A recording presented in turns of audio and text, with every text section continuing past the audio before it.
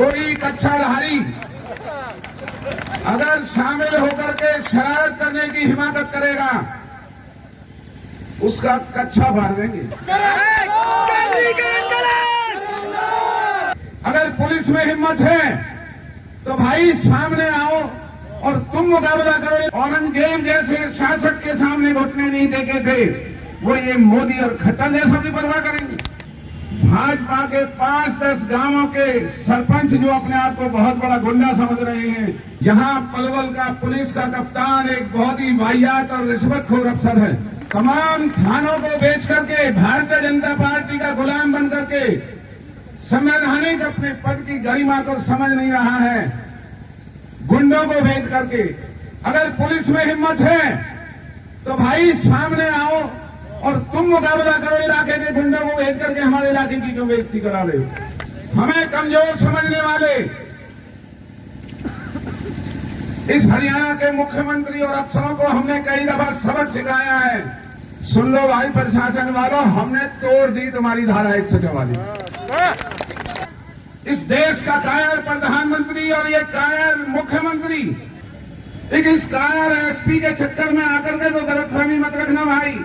ऐसे बेईमान अफसरों को हमें सबक सिखाना आता है, इसकी औकात बता देंगे। दूर होकर के हमारे इलाके के लोगों ने किसानों के दर्द को समझते हुए जो किसान आंदोलन पूरे देश के अंदर चल रहा है, और वो आंदोलन किसी राजनीतिक गद्दी को प्राप्त करने का आंदोलन नहीं है।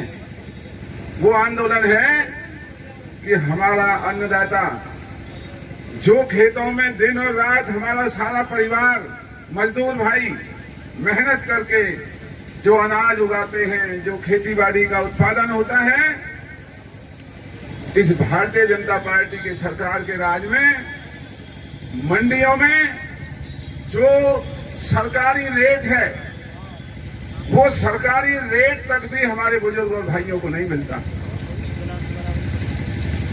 कृषि का दुगना भाव दिलवाने वाली ये भारतीय जनता पार्टी की बेहुदी सरकार शायद ये भूल रही है कि इस देश के तमाम 36 बिरादरी के लोगों ने, किसान मजदूरों ने मोदी को देश का प्रधानमंत्री बनाने में सबसे बड़ा सहयोग किया था, क्योंकि मोदी ने ये वादे किए थे जो आज टेलीविजन पर, सोशल मीडिया पर आप देख रहे होंगे कि मैं प्रधानमंत्री बनूंगा, कर्जे माफ करूंगा, किसान मजदूरों के कर्जे माफ होंगे और किसान के उत्पादन का दोगुना मूल्य मिलेगा, और न जाने कितने उन्होंने इस देश के लोगों से वादे किए। और आज भारतीय जनता पार्टी का दोगला चेहरा लोगों के सामने आ रहा है। हम सभी जो भाई यहाँ आए हुए हैं, हम इस किसान आंदोलन में कोई राजनीति नहीं करना चाहते। 1 साल से हम और आप चुप अपने घरों में बैठे हुए थे, क्योंकि आज हरियाणा के अंदर अगर सरकार बनी तो हमारे इन 2 जिलों के 36 बिरादरी के भाइयों की वजह से बनी है। अगर फरीदाबाद और पलवल के लोगों ने हरियाणा के चुनाव में भारतीय जनता पार्टी का साथ ना दिया होता तो आज हरियाणा के अंदर ये जो भाजपा की लानत सरकार हमें और आपको देखने नहीं पड़ती, क्योंकि ये सरकार इसी इलाके के 36 बिरादरी के लोगों ने बनाई।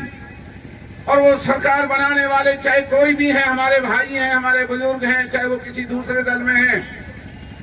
इसलिए हम 1 साल चुप बैठे रहे कि कोई बात नहीं, इनका राज बना है, इनके राज को देख लेते हैं। लेकिन आज तमाम देश में जिस तरीके से बीजेपी का कुशासन चल रहा है, इनकम टैक्स, ईडी, पुलिस प्रशासन का दुरुपयोग करके लोगों में डर बनाया जा रहा है, और ये जो हमारे देश के अंदर भारतीय जनता पार्टी दोगला चरित्र आज लोगों के सामने रख रही है, उससे सबसे ज्यादा दुखी हमारा अन्नदाता है। हमारे लिए बहुत ही गर्व की बात है कि जो सिख समुदाय ने मुगल शासकों के खिलाफ लड़ाई लड़ी, जो अंग्रेज औरंगजेब जैसे ताकतवर शासक के सामने जिन्होंने घुटने नहीं टेके, जिन्होंने अपने बच्चों को दीवारों तक में जिंदा दफन करवाया, लेकिन धर्म और देश के लिए हार नहीं मानी, आज किसान और मजदूरों की लड़ाई लड़ने का बीड़ा हमारे उन सिख सरदार भाइयों ने उठाया है। दिल्ली के बॉर्डर पर पहुंचने से पहले कम से कम 25 जगह सड़कों का अवरोध पैदा किया।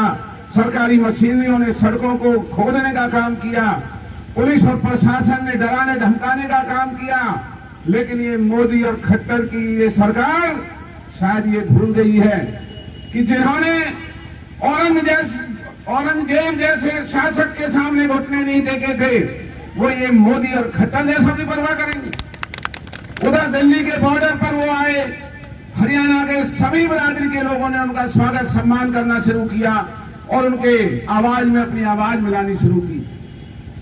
आज पलवल के लिए एक उससे भी बड़ा मौका हमारे और आपके सामने आया। ये मौके हुआ करते हैं मेरे बुजुर्गों और भाइयों। मध्य प्रदेश और झारखंड से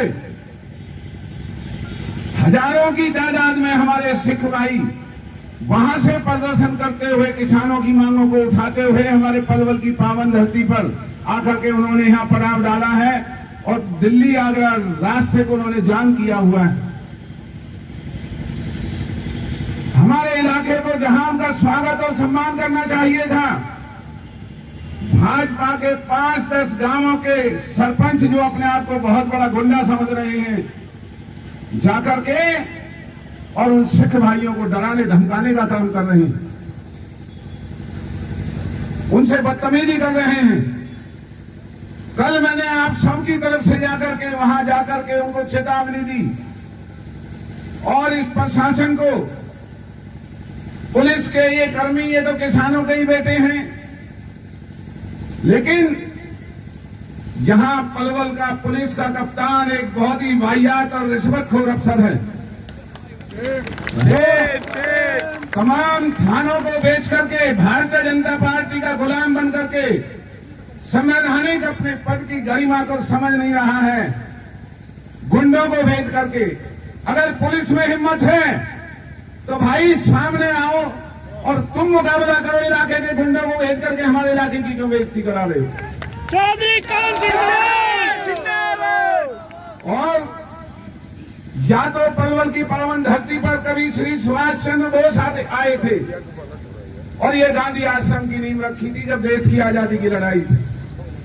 शायद नौजवान बच्चों को पता नहीं होगा, सुभाष चंद्र बोस जी खुद पलवल आए थे और इस गांधी आश्रम की उन्होंने नींव रखी थी। महात्मा गांधी देश में पहली दफा अगर कहीं गिरफ्तार हुए थे तो पलवल की पावन धरती पर हुए थे। ये देश और दुनिया के इतिहास में लिखा हुआ है। हमें कमजोर समझने वाले इस हरियाणा के मुख्यमंत्री और अफसरों को हमने कई दफा सबक सिखाया है और आज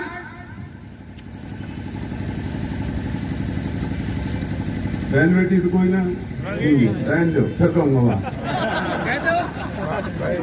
ये कायरों की सरकार सामने से वार नहीं करते, पीछे से वार करते हैं। और आज हमारे इस आंदोलन में अगर कोई बीजेपी कच्छाधारी अगर शामिल होकर के शरारत करने की हिमाकत करेगा, उसका कच्छा भर देंगे।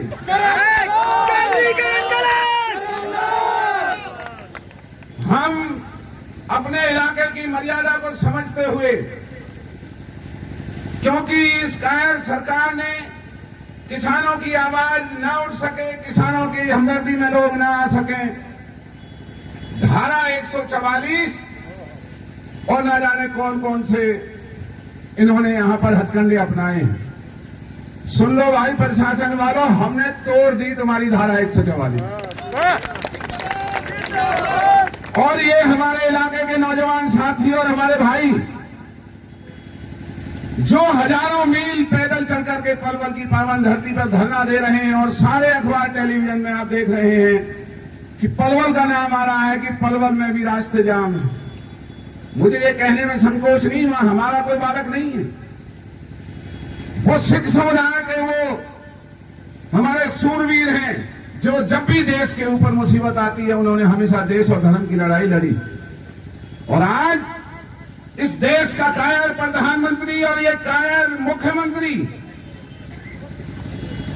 जो देश की सीमाओं पर हमारे सिख भाइयों ने कुर्बानियां दी हैं, आज इनके डर के मारे जितने भी बीजेपी के मुख्यमंत्री हैं, देश के प्रधानमंत्री की सुरक्षा में जितने सिख भाई लगे हुए हैं, उन सबको सुरक्षा के घेरे से बाहर कर दिया।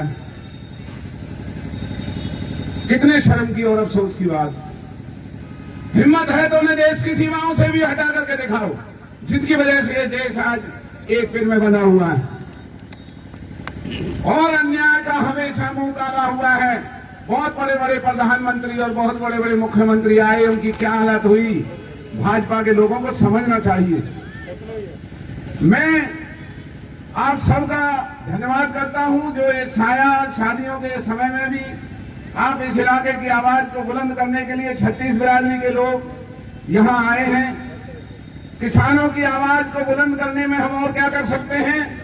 मेरा आपसे हाथ जोड़ करके सबसे अनुरोध है और इस प्रशासन को भी बता देना चाहता हूं, एक इस कायर एसपी के चक्कर में आकर के तो गलतफहमी मत रखना भाई।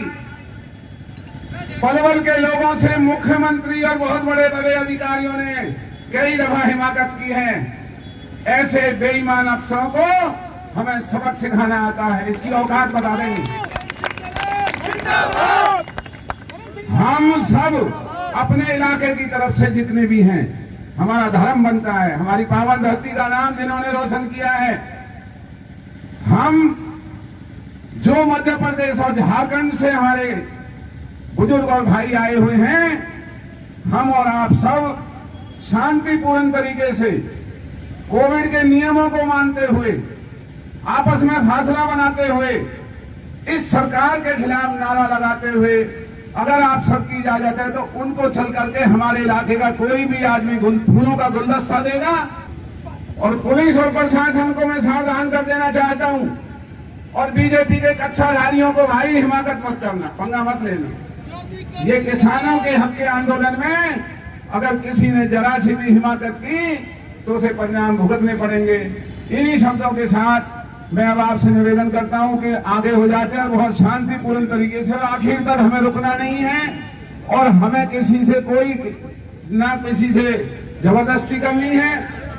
पलवल में हमने बंद का आह्वान किया है, लोगों के से किसान संगठन घूम रहे हैं बाजार में, ये उनका काम है, हम उनका समर्थन कर रहे हैं। और जो किसान हमारे यहाँ पलवल के बॉर्डर पर बैठे हैं, उन्हें चल करके फूलों का एक गुलदस्ता देने की इजाजत अगर आप सबने दिया तो फिर अब हम चलने का काम करते हैं।